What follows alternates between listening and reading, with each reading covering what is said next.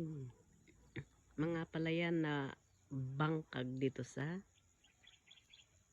Bantoy. Yan ang bundok na yan, tawag nila is tuktok palog na bundok yan.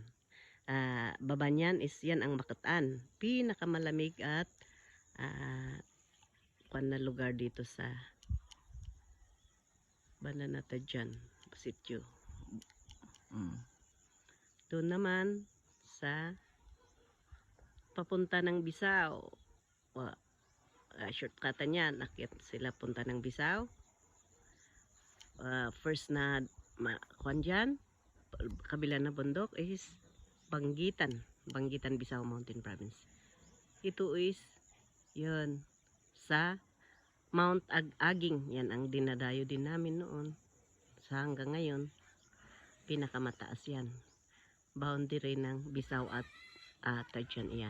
Yan ang Aging, yun.